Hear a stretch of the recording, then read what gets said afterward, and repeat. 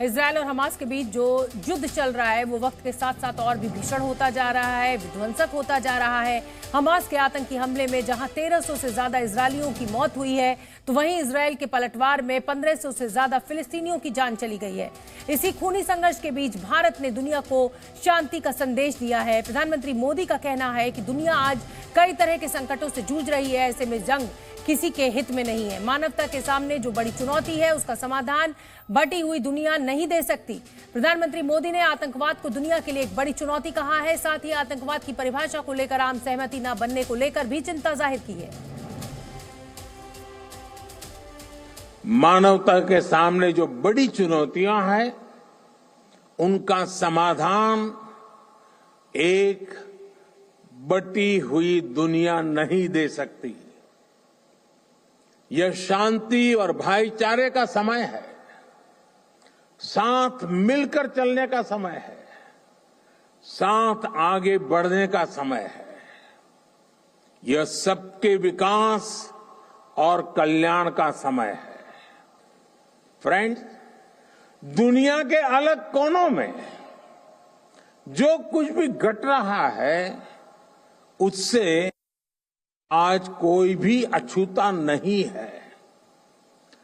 Conflicts और confrontation से आज दुनिया संकटों से जूझ रही है।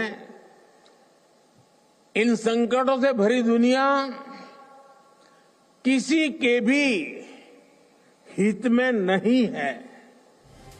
और संयुक्त राष्ट्र के इस बयान के बाद इजरायल भड़क गया है। इजरायल ने यूएन के इस बयान को गलत कहा है। इजरायल ने यूएन के बयान को अपमानजनक बताया है। इजरायल का कहना है आतंकवादियों ने हमारे नागरिकों की हत्या की है, इसके साथ उनके साथ बर्बरता की है। यूएन ऐसे हालात में हमें कोई उपदेश ना दे। इस समय यूएन को हमास के हमलों की निंदा करनी चाहिए, बंधकों को छुड़ाने में मदद करनी चाहिए। तो यूएन ने मानवीयता का हवाला देकर इजरायल से कहा कि ये मुमकिन नहीं है।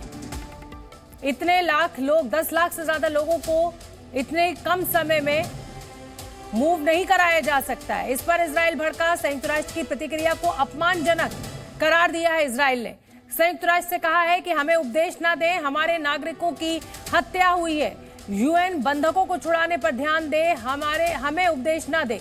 यूएन हमास की निंदा पर ध्यान दे, जिन्होंने आतंकी हमला इजरायल के ऊपर बोला जिसमें नागरिकों की जान गई। हमास ने हमारे नागरिकों की हत्या की है।